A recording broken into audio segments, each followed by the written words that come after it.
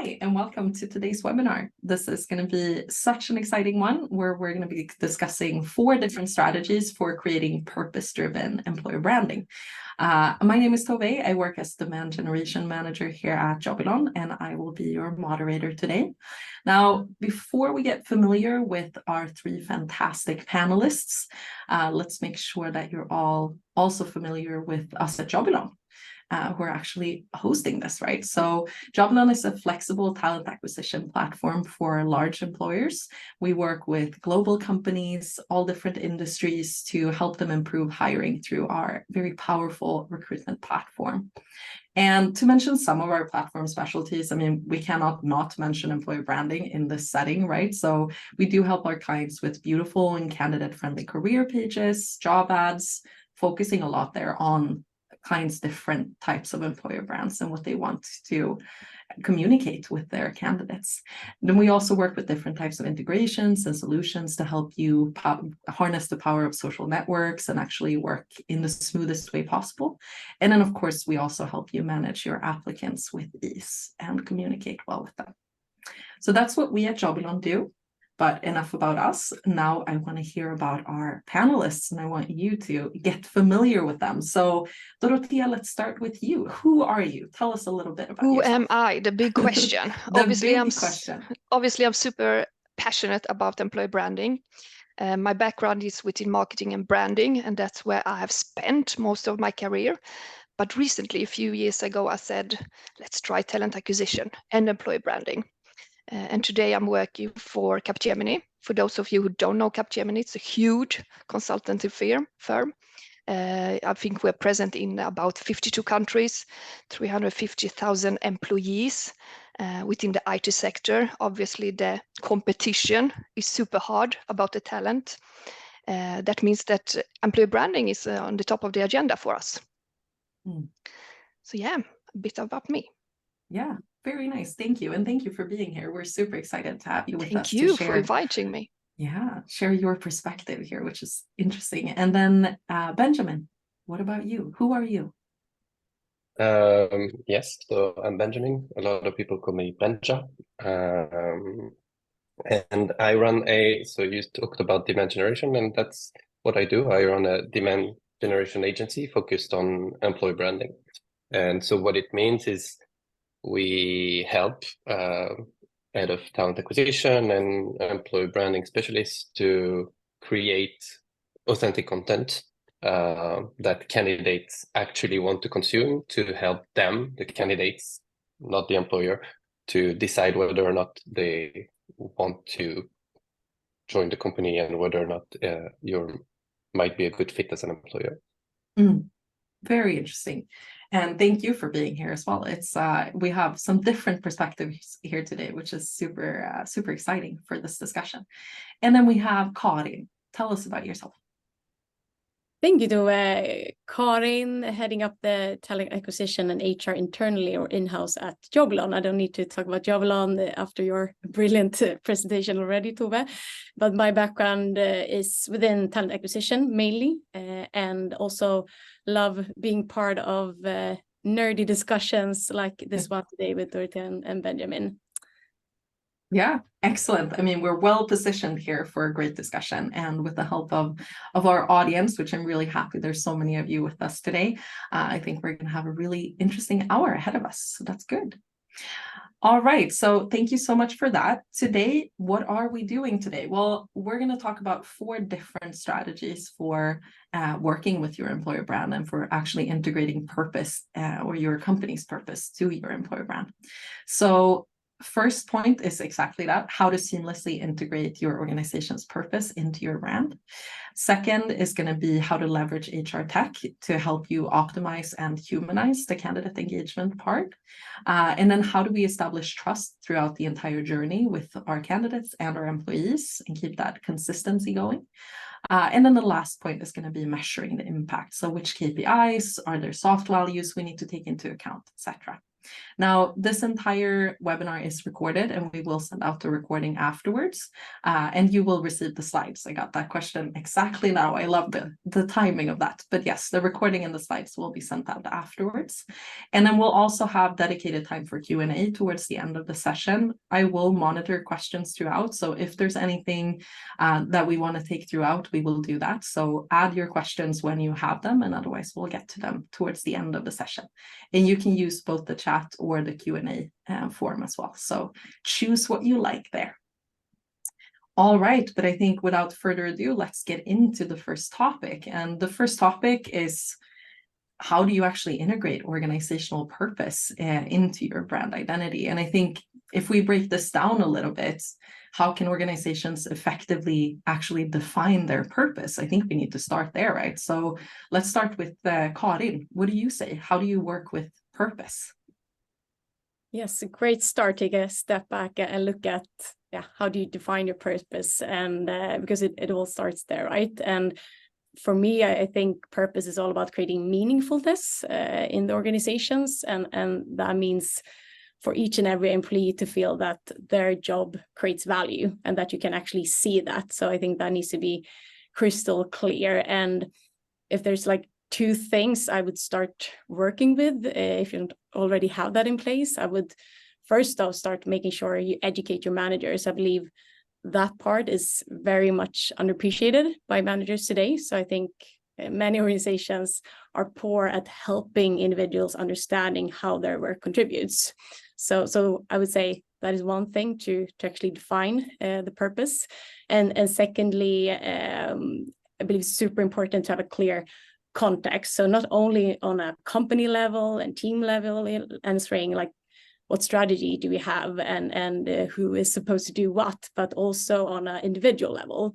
So each and every individual knows, okay, what are the behaviors in terms of culture, but also the metrics that is required from me. So I think if you have that in place, then each and every employee will hopefully feel meaningfulness and purpose in that sense. And if we look at how you can integrate that in your brand, I guess Dorotea and Benjamin will also talk a lot about that. But of course, consistency, like ensuring that your messaging is consistent across all your different channels, of course. And one thing that we've been working a lot with at Jobylon the latest period of time is trying to tell those like authentic stories, that behind the scenes feeling. So we've been trying a lot of crazy stuff with our colleague Peter, who helps us out with material for employee branding, everything from like having a video up in the office and following the employees around to see, okay, how can we create more fun and engaging material to create that great behind the scenes feeling. Very, very insightful. And Dorotea, what do you say? Yes, how do you define purpose? A big question. I guess you buy the book Why by Sama Sarnek, and also the workbook would be a start. But now, to be honest, I work for a huge company, obviously, Capgemini. I don't define the purpose. I honestly don't even know who defines it. So my job is more to live it, embrace it, and make sure it's incorporated in all our activities. And, it's simple things like if you are on a university fair, you make sure that you now can use the clues you have in your purpose. For Capgemini, it's sustainability, it's technology, it's inclusiveness. So it could be, having sustainable giveaways. For social media, it could be about, showing diversity, using the clue inclusiveness. But it's not always easy. We had just a situation the other day that we were sending our employees, they were to run a marathon. We would like them to have t-shirts with the Capgemini brand on, but you have to, choose the fabric of the t-shirts. And if you look into sustainability, you find out the functional workwear or running wear is not that sustainable. Even recycled polyester is not. So what do? Do you send your employees in these unsustainable t-shirts, or do you give them, organic cotton, which is not that functional, especially in Sweden when it rains? So it's, it's always these dilemmas that you have to, think about. What do? It's not always easy to live the purpose. There is a reality as well. Yeah, I think you touched upon some really great points there. And especially, as you said, trying to balance how do we promote ourselves with this purpose and with these values, but how do we make sure that we also stay true to what's actually functional for us? And that goes beyond running t-shirts, right? But I think that's a really good point. Benjamin, I know you have some thoughts around this. And I think like one aspect that we talked about before the session is also like, how important is it as an employee to actually align fully with the values of a company or with the purpose, and how much do you as a company have to take that into account, that you have to kind of balance and exist in reality where everybody's not going to be fully aligned. What are your thoughts on this topic?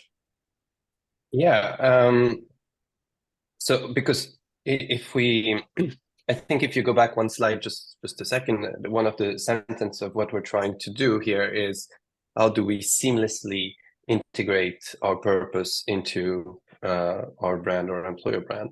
And my sort of take on this is that it shouldn't be seamless. That word in itself is like, I don't think it's even an ideal goal for a brand to have all their employee talking a seamless way about their purpose and saying like, we believe we're going to change the world with our chocolate brand or consulting company or whatever, because that's, no one believes that. And I think like that's one of the most common issue I see with our clients and everybody working with employer branding, is they're trying to get everybody aligned on this great mission and this great purpose, while of course from a leadership standpoint that makes sense for employees to sort of be motivated and drive towards a particular goal.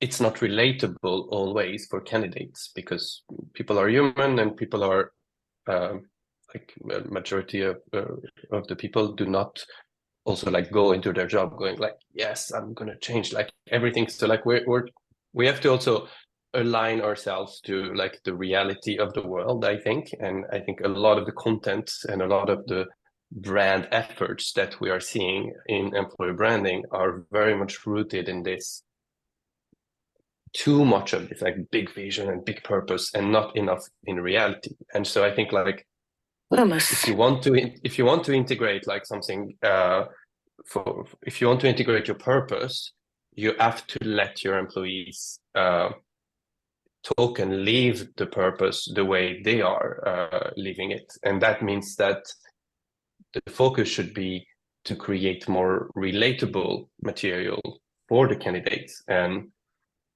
like trying to create something that is like either fun or serious. And that's not necessarily for us to decide, that's for the candidate to be able to get actual answers to their questions and feel whether or not that's going to make sense for them.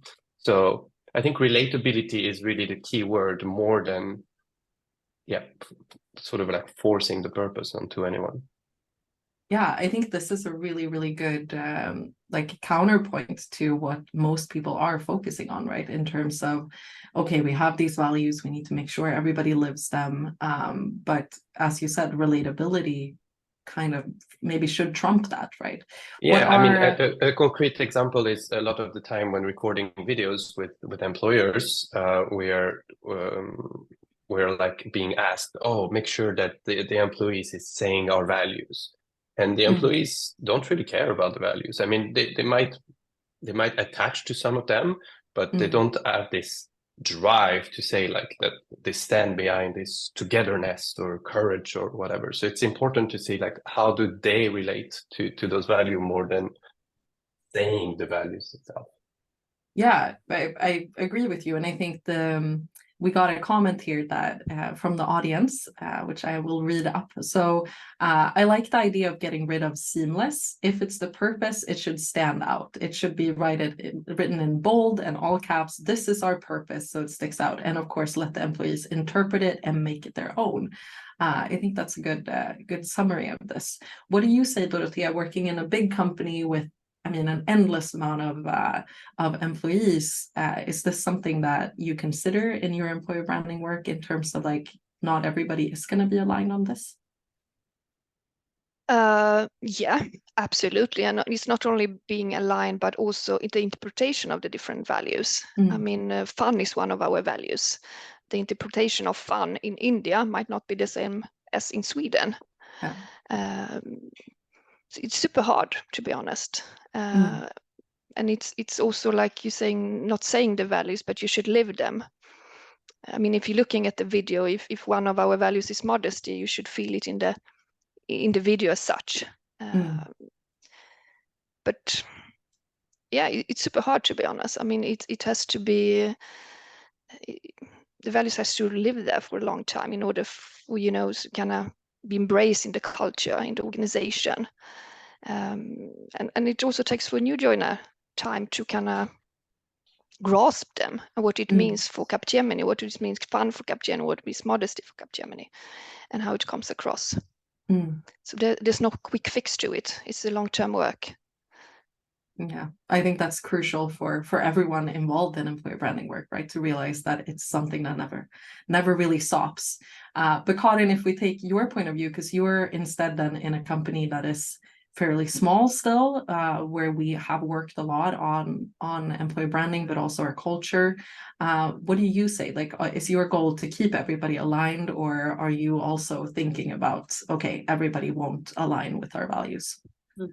I think it's super interesting what Benjamin said, because if you look at like actual research, like engagement and culture, it's super interesting that if you compare companies working only with, you know, trying to have employees living the values, or you wake up in the morning and you can like list the number of behaviors and values that the company has, like those type of companies, they have a certain level of engagement or can create that. But what's super interesting, I think, is that if you look at research, when you compared companies that instead not only work with these are the company values, but also had sessions where the employees had to connect their own personal values to the company values, because as Dorotea and Benjamin said, I mean, that could mean different things depending on where you live or who you are.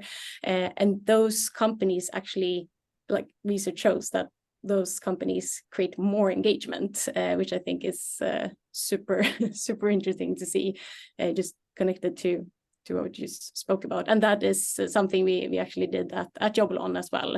Instead of just like pushing the values on each and every employee, just try to get the employees to, you know, think about, okay, what is important for me? And then, of course, try to connect that with the company values. Yeah, I think that's a really good, solid advice there for what to do. All right, so we could stay on this question this entire time, but I'm going to move on to the next one. So let's talk about navigating HR tech, and we're going to talk more about the candidate journey in a second, but let's talk about employer brand in relation to HR tech first. And I think the first question here is really like, what's the best way to use HR tech to optimize candidate engagement and not lose out on your employer brand and kind of the human experience of this? Let's start with Benjamin. What are your thoughts? Is it possible to use HR tech to be more human, or do we always work in the opposite way here? No, I think it's more like, how do you use HR tech to leverage your time at the end of the day? It's about, where does it make the most impact for you? If we're talking of like from a recruiter perspective, where does it make the most impact for you as a recruiter to spend time with a candidate? And if instead you're spending your day or your hour writing like meeting notes and like interview notes, and you're spending your hours like having to basically be a note taker or a sort of like a summary maker, you're losing out on actually the conversation you might have or the sort of human element. So I think if we're strictly from an employer brand perspective, and that ties into the candidate journey that you're going to bring further, it's where in the process can you use HR tech to streamline as much as possible, so that the time that you spend is there to enhance the employer brand. And so on that first interview that you might have between a recruiter and a candidate, like where does the value lie? And that is in the human connection, and that is going to have a massive influence on the candidate and what they might say externally to your experience. So I think that's one of the core idea there, I would say. Absolutely. Dorotea, what do you say? Yes, similar to Benjamin, saying that the way we think is that we use tech when it's efficient, when it's helping us to be more effective. I mean, we are a IT company, we have the access to future technology. AI is very accessible to us, but still we work with something that we call the moments that matter. And that's like throughout the onboarding journey, throughout the candidate experience as such, we have moments that matter. And it can be physical experiences. It can be, something that you're getting flowers sent to your home. Simple things. It could be, the manager having actually a physical interview with you. And this could be easily exchanged by a digital voucher or, having a Teams interview, but we see what it gives, this physical experience. And when we ask our new joiners what made you choose Capgemini, they often mention a name or a physical experience. They met this manager or this employee, or they met us at the student fair. They never, mention the great tech. However, in Capgemini we employ, last year we employed 1,400 new employees. It's massive pipe. It's a lot of interviews. It's a lot of references. So we rely on great tech. It's a balance once again. Having these moments that matter, but still being super effective and, moving candidates through pipeline and make it easy for our recruiters. Yeah, it makes a lot of sense. So essentially save time where you can save time, and then optimize for the more human moments to be even more impactful, it sounds like. Karin, what do you say? How do you actually, if we go into the more practical standpoint of this, but what can you then do to actually leverage HR tech and improve your kind of time efficiency on those areas where you have to improve them so that you have more time to spend with the candidates? Yeah, I also think it's all about automating those repetitive tasks, so you can actually spend time on, for example, the face-to-face interviews or digital interviews. And something that we actually tried out quite recently was a tool for prepping candidates before an interview. So all candidates get access to a set of questions, they get to know Jobylon as a company, and they can pretty much prepare for the interview. So I think that was a interesting try we did, because I could actually tell, sending out surveys to candidates afterwards, that it helped us leveling out the playing field a bit, since all candidates got access to the same information and everyone got the chance to prepare. So that was one thing I think we will continue with doing. And it was also easier for me as an interviewer to again spend time on not running through the CV or asking those admin questions. That was already done, so I could actually spend time on getting to know the candidate more in depth. And also, of course, as Benjamin mentioned, using your ATS to actually leverage data analytics to understand, okay, what are our candidates' behaviors and preferences, to start looking at that before you decide how you want to set up your process. Yeah. And actually, if I can just bounce back on what you said here, Karin, because we talk about HR tech, talk about AI and a bunch of magical tools and whatnot, but in reality, when you look in the back end of most companies, and that might be different for and actually really big companies, but maybe not. But when you look in the back end of companies, most of them are underutilizing their ATS, and so you see that they are not segmenting their candidates with the tools that already exist. And and ATS is an HR tech. Maybe it's not necessarily super AI driven and things like that, but it is a pretty good HR tech, and it's underutilized because most candidates are not grouped according to even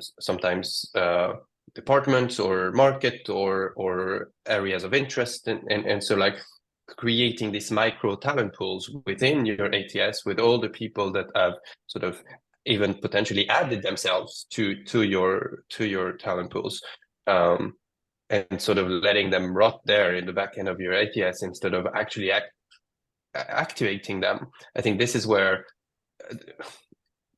not loving the low hanging fruit, but that's probably one of the low hanging fruit for most people, is to start looking in the back end of the RTS and use what they already have and optimize how they can communicate with the candidates there.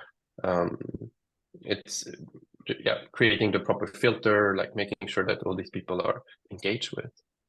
Yeah. It definitely feels like something that a lot of companies get stuck in, that you use the basic features, you have a setup, and then you never have time to actually look deeper into what are the capabilities, what could we actually accomplish by using this properly. And one of the, and more importantly, is most people then work on a reactive basis. When you talk to recruiters, they would get like sort of a job requirement from a hiring manager, and then they would go on to search for new people when there's already a lot of people in their ATS that they could like take advantage of. Yeah, also a good point, speaking of the candidate journey. But before we go into that more, I also want to hear, I mean, you mentioned AI as well, Dorotea, and I think this is something that, I mean, we cannot not talk about AI when we talk about HR tech, but I think like if we look towards the future, we also know that there are already pitfalls with AI. For example, we know that bias within AI is quite common. It all depends on who actually programmed it, right? So what can companies do to make sure that they don't fall into these common pitfalls? They want to use AI more, you want to make your life easier, but how do you make sure that you don't end up somewhere you don't want to be? What do you say, Dorotea? I think it's a matter of common sense and education. I think, like you said, AI is built on previous data. So if the data was white, the answer will be white and not colorful. And you know, there's something that we all have to be educated in, and also use AI as one source of information. It's one way to get the answer. It's not perhaps the correct answer. It's a one perspective, and not lose the human part in it. We also have a pretty good human AI in ourselves, and our gut feeling is not to be forgotten. No. And especially those of us who has worked a long time in the business, I mean, that gut feeling is usually quite accurate. Karin, what do you say? Yeah, of course. I mean, as Dorotea says, I mean, there are some dangers with it that I think all of us know already. Like if you use it, for example, as a screening tool or for interviews. I mean, if you have certain disabilities, then you risk at a lower score, but and you can be biased and, you know, recruit the same type of person over and over again. But at the same time, as Dorotea says, I mean, we human beings do the same thing as well.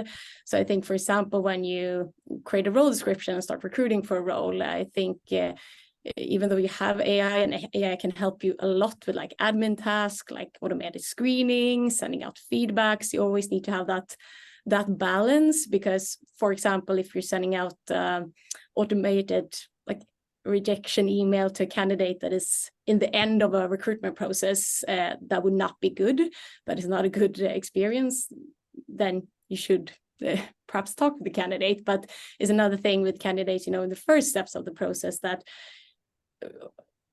maybe don't get an answer at all. So then AI can help you actually automating that, so they actually get a rejection. But again, it's a balance, and also to make sure that you don't end up, of course, recruiting like a homogeneous group at the end of the day. So I think we always need a human perspective, like asking ourselves before we start a recruitment, like, okay, what type of skills and traits, etc., are actually what we need for this role.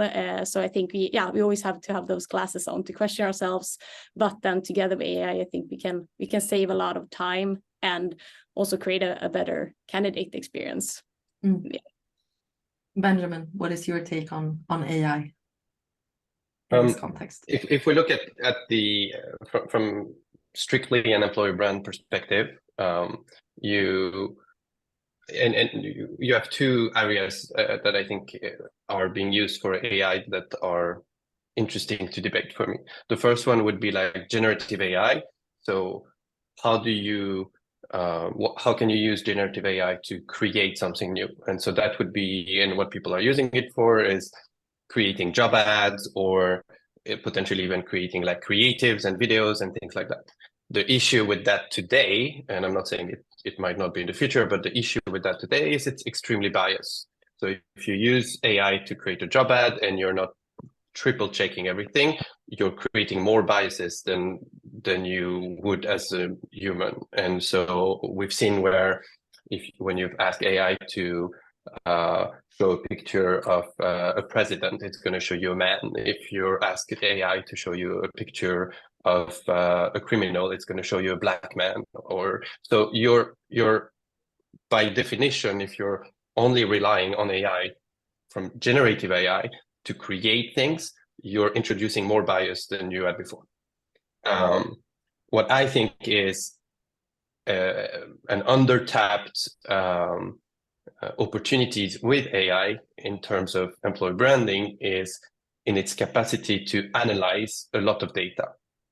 Mm-hmm. And so a lot of the time we lack understanding and measurements of like finer details of where our people have heard about us and how come they might have joined our company or apply to our jobs and things like that. And there we can use AI to sort of like use thousands and thousands of human conversation and extract key interesting aspects of, oh, I joined because I saw you on the podcast in this podcast. I joined because this or this or that. Or what I found interesting was, like you were saying, Dorotea, is because I talked to this person at your company, and then you see that actually you have like 10% of the candidate that have joined just because of that single person that is a key anchor point in your company, and you might want to make sure that you keep that person.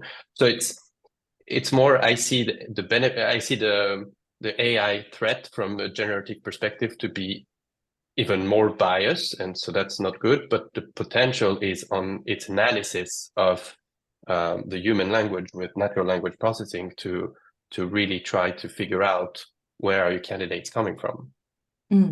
That's a really interesting point. And I think, I mean, talk about maximizing the outcome, right? And understanding that this is maybe not the generative part, that might not be where we get the best use of this as of now. As you said, that's probably going to change going forward, but to be able to analyze and do a lot of those manual tasks that probably never gets done in a lot of companies, right? Because it's too much of an effort to do it for a human.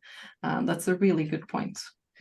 All right, let's move on to how do you cultivate a trustworthy employer brand throughout the entire journey? And I mean, we often get stuck talking about candidate journey, but the employer brand is really all encompassing, right? So we need to think about it from the entire like candidate part, but also the employer part, which should be in the name, right? Employer branding. We should think about our employees as well. But what do you say here? How can you actually make sure that you build that trust and stay consistent over time? Part of it you already touched upon, but Karin, what do you say? Yeah, as you mentioned, I think it's crucial there to not have a disconnect between like your employer brand and your employee experience. And I think it's easy to forget sometimes that the employee experience kind of never ends. And I think a lot of companies maybe forget, for example, the pre-onboarding and forget spending time on the onboardings. We see a lot of our customers today actually spending more time on that. For example, today when you have remote teams and perhaps you need to get that first like touch point before you start working, that you actually spend time on. You could be like virtual coffee sessions with the team, like before actually starting the onboarding. Or a lot of our customers creates amazing like landing pages, almost like a career page. So it's like, okay, we have a nice career page, but it doesn't end there. So when you sign the contract, you land on like an amazing page that welcomes you to the company. So you feel that, okay, this was not only the candidate experience, it's actually something that also continues on in the interviews, in the onboarding. And also we touched upon that a bit earlier, like that Benjamin talked about, like with transparency. I think also, or hopefully recruiters today understand that to not get that disconnect, you need to be as transparent and honest during interviews, to like not oversell. I think that's like one pitfall that you can do sometimes, that I can definitely relate to as a recruiter. And also not only be transparent during an interview, like these are our challenges as a company, but also continue doing that during like all company meetings. Not only, of course, talk about what's going well, but also be super transparent with the numbers and how the business is going. So that's my 2 cents on that. Yeah, no, very, very good input. And I think, Benjamin, what are your best tips on keeping an employer brand consistent and trustworthy over time? Consistent, I again, like for me, it falls under the same pitfall of the seamless aspect in that sense. But the main thing is, or what I train recruiter to do is to look at their individual recruitment process, because it's different for different roles and different departments and things like that. And so it's about empowering them to be able to make decisions based on a certain, like we said, like purpose and things like that, but a certain outward value that the company wants to be perceived at, and then empowering the recruiter to make micro decisions alongside of the recruitment process, alongside the candidate journey. And so that might look like, and in order to empower them, you need to like let them make decisions, and not necessarily more importantly, but equally provide them with content or information that they can deliver to the candidates, where they feel safe to share that information, that they're not sharing a company secret or anything like that. And so if you looked at the sort of like candidate journey, you might say like, okay, between the first interview and the interview where they're going to meet the hiring manager, if you've been able to share a micro piece of content where the hiring manager is introducing themselves, and where they might say like, hey, welcome to the second step of the interview. I'm really glad that you made this, and this is what you can expect. And that can be a video, that can be an email, that can be whatever makes sense to that candidate or that group of candidates.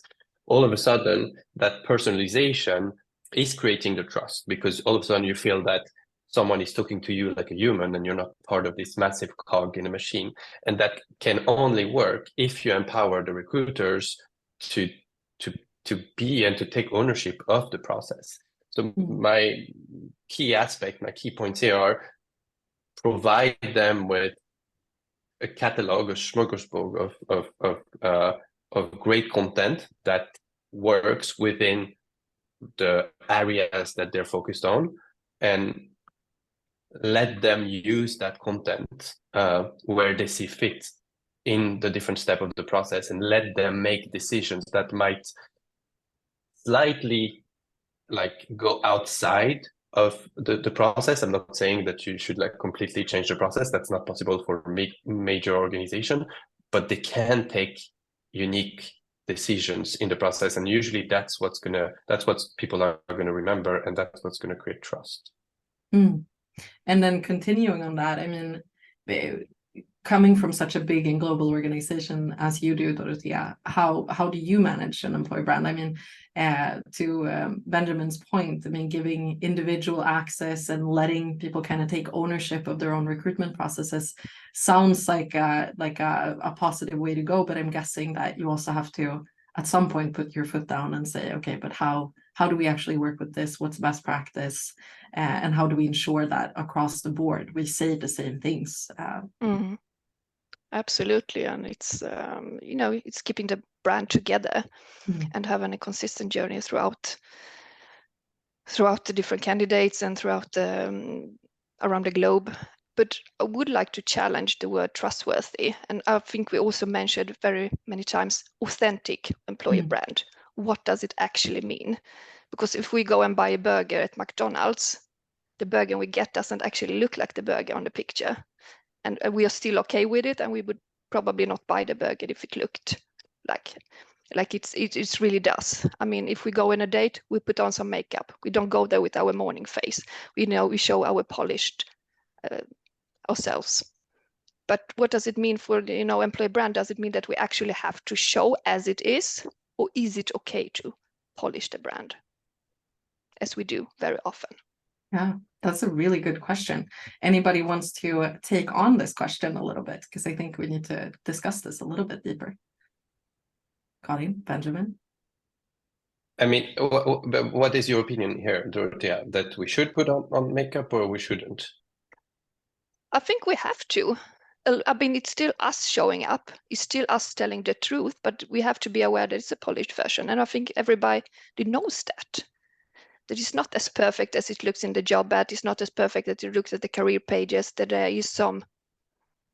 But what are we trying to achieve with this? Because at the end of the day, isn't the goal for candidates to be able to get to the truth as quick as they can, so that they can decide, okay, like people are, for me, it's more that people are aware, like they've been through many organizations, and I think one of the issue we see is that a lot of this makeup then end up creating disappointment, which create resentment, which creates at the end a pretty worse employer brand. Because and I got the example again last week where there was an expectation for a sales role that there would be like engagement and communication, and at the end of the day, the sales role was a cold call from 9 to 5, and so the person was like, oh yeah, okay, sure, we can call it engagement and we can call it whatever,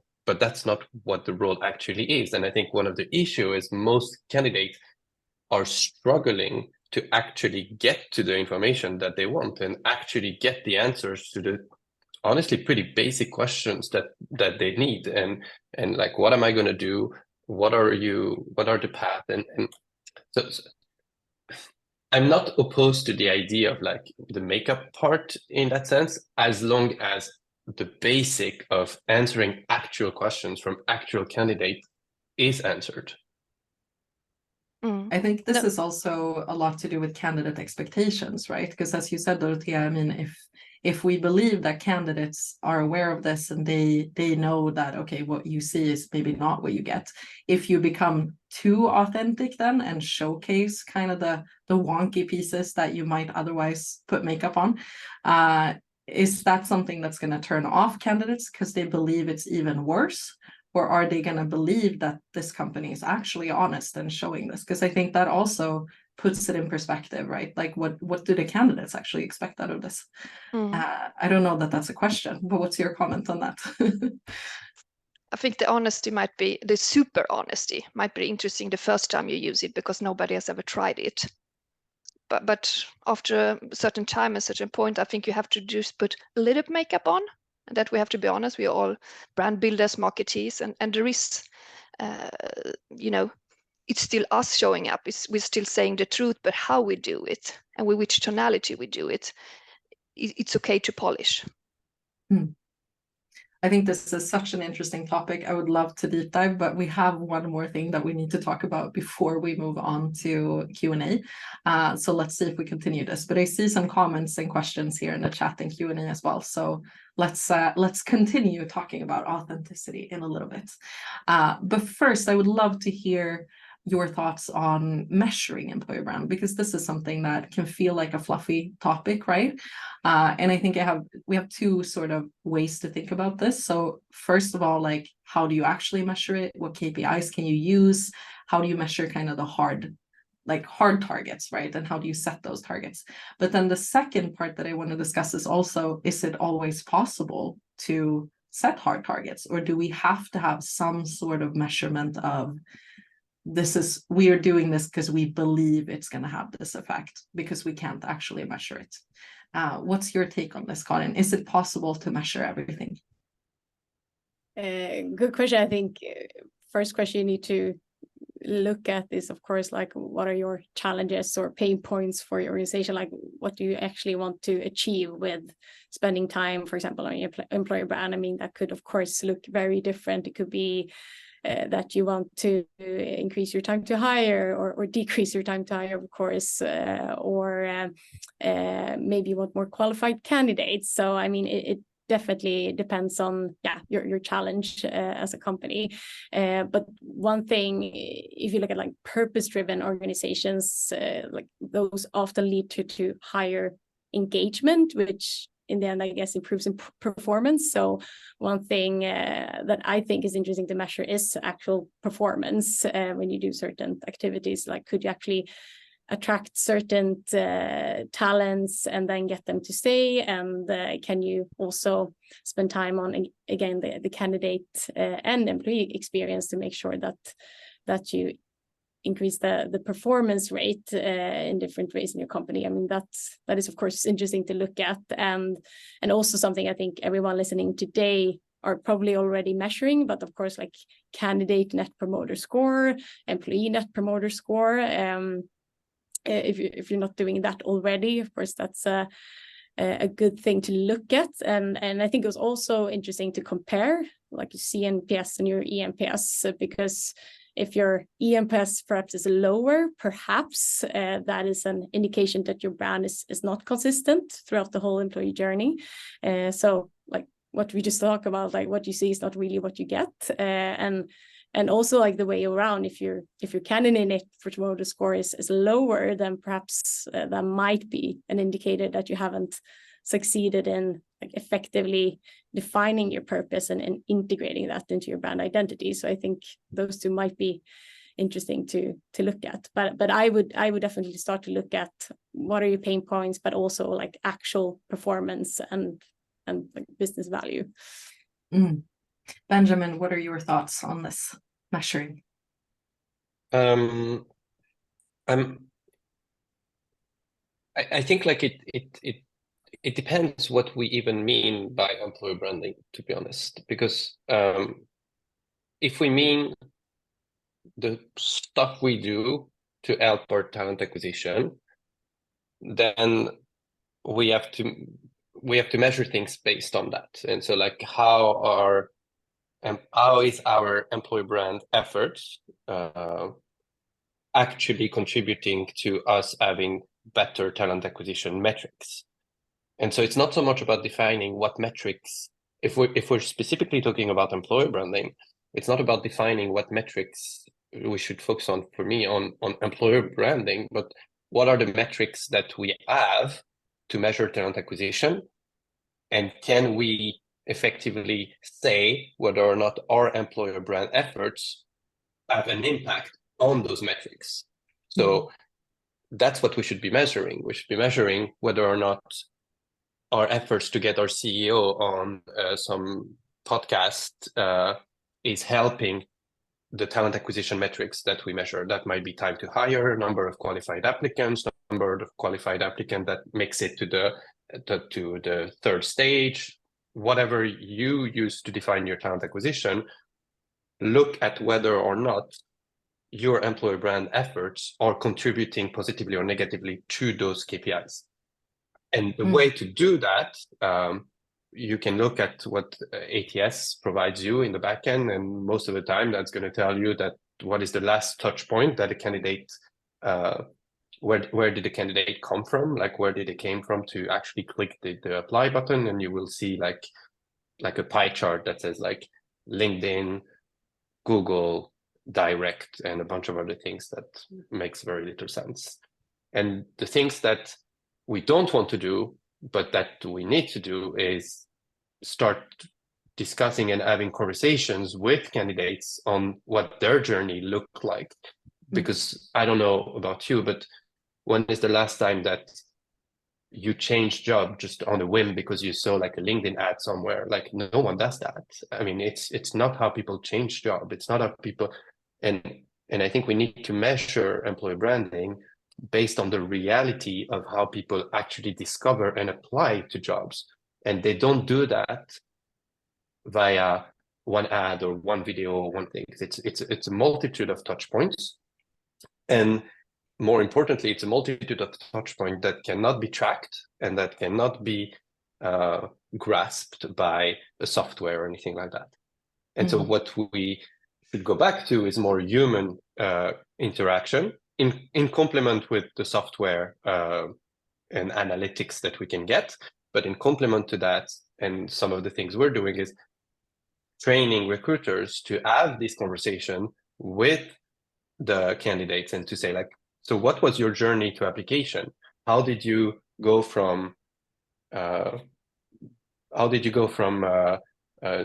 knowing about us to actually applying to one of our jobs? And the reality is it's going to look like maybe they saw an ad on the subway for your consumer part of the brand, and then 2 weeks later, they realized that they had a friend working at that company. And then they talked to that friend over a glass of wine. And that friend said, yeah, it's pretty good, but, I'm not really in line with the values and blah, blah, blah. And then there's a ton of story in there.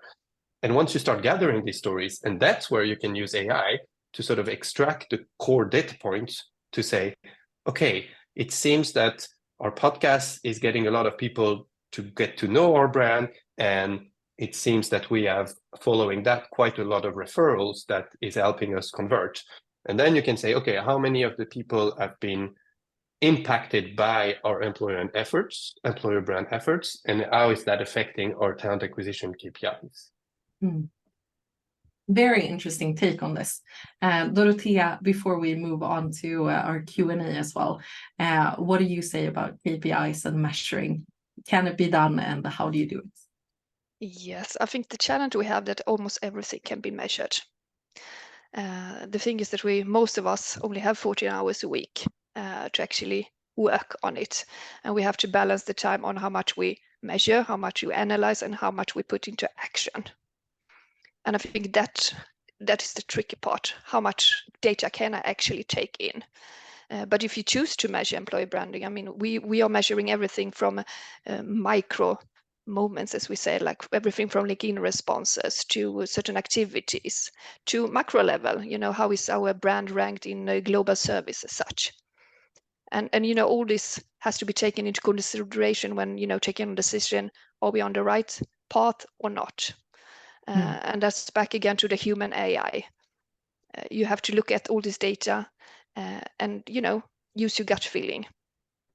Or ask ChatGPT, perhaps they would answer, but I have never tried.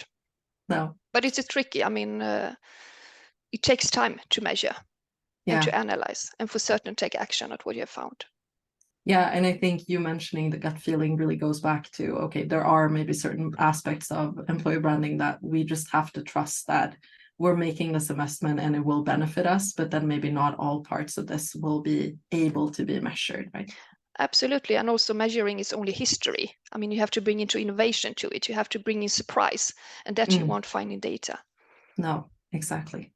All right. Before we move on to Q&A, I just want to hear your main takeaways from the discussion so far. So if we start with you, Karin, what would you say is like the one thing that you think everybody listening should bring with them from this conversation today?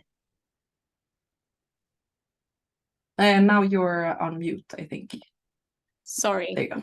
Again, hard question. A lot of interesting discussions here. I love the last one we had about the authenticity, and but to summarize, I would say like consistency. That is the word I bring with me to make sure that your employee experience and candidate experience is consistent with the different initiatives that you do with your employer brand.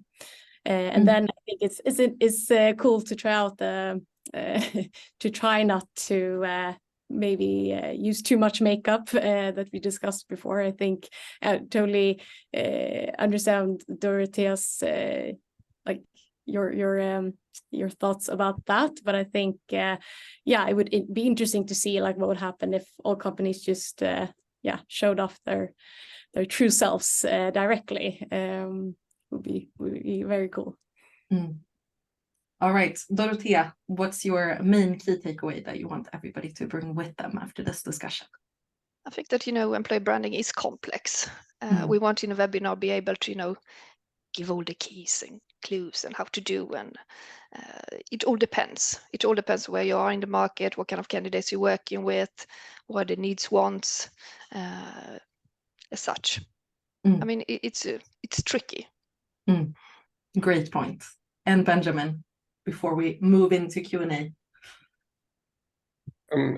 I guess like mostly for everyone to sort of like challenge themselves in thinking like what even is employee branding, because I think we have this idea that it's like how we're going to portray our purpose and how we're going to portray ourselves, but just thinking about placing ourselves in the candidate perspective and going like how can we start actually answering questions that candidate have. And if you start there, then you can only go up, but at least the candidates' questions are answered. And in today's market, you will stand out just by doing that. Very, very good. All right, we have some questions that we're gonna answer, but I just wanted to tell you as well that, of course, you will get the recording and the presentation sent out after this. All of you who are joining us today, and if you have signed up to watch this afterwards as well, will get early access to our newest guide, which is actually, of course, on employer branding and featuring Dorotea together with Lyko and Ovos as well. So good insights in that guide, and we're gonna send that out to you. And if you're in Stockholm, like me, Karin, and Benjamin, I also want to invite you to our afterwork on the 21st of September that we have together with Remote. So I'll send you an invite to that as well, just so you know what's coming up after this. But now let's move into a Q&A, and I think I'm actually going to stop sharing this so we can look at all of us in a bigger form here. But if we look at some of the questions that we have here, let me just double check. There we go. So we got one quite early on. I want to start focusing more on our employer brand, but I'm finding it hard to get buy-in from the rest of the management team. They see us as already having a strong enough brand. What would all of you say to convince them that this is worth the investment? Like, why should we actually spend money on this? I think this was such a good question. Who wants to take this one?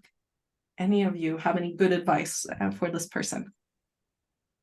I would say perhaps not. Of course, you can argue for how it can help you with your recruitment, etc. But perhaps take another angle on it, that your employee brand is not only in terms of candidates. If you look at also like actual business outcome, it also has a positive effect on that. So maybe try to angle it that way, that it's not only for recruitment talent, it's also for your company's brand as well, because that will have an effect on that, not only talent acquisition. Very good point. Any other input to this, how you can convince a management team? Just like Karin said, it's a matter of business. Employee branding is not fluffy and fun. It's business critical for many companies. And you have to create that business case in order to convince the leadership. Put it in numbers. Very, very good. All right. Yeah. And if I may just add, totally agree. It's you have, like everybody else in the company, you have to make a business case for things. It's not like a unique it's not a unique thing that people have to convince a manager of things. So the main thing here is more running experiments. Like you have the possibility, especially in employer branding, to run rather low cost experiment and then make your case, prove your KPIs, show that, hey, look, we've tried it for a month and 20% of the candidates mentioned that they've actually seen this landing page that we created and that cost nothing. And then you can start making your case. Yeah, very, very good. Okay, so good insights. I hope that helps you who asked this question. Another one that we got quite early is how important is it to have an employer value proposition, or EVP? This is also something I think is important to talk about, because this is being talked about a lot, right? But good question. How important is it actually? Dorotea, what do you say? I think it's important, especially internally, because it's to give you the clue what to include in your job ad, how the candidate experience should be structured. So it's one of those clues that you can include. You have the purpose, you have the values, and you have the EVP. What is our, selling points? And those you have to, use and be consistent with in every touch point you have with the candidate.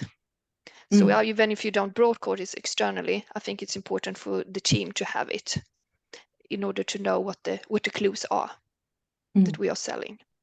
Benjamin, what do you say? I think a lot of companies are hiding behind their EVP to not do and therefore using that as a way to not innovate and not be authentic. And that's one of the main issue.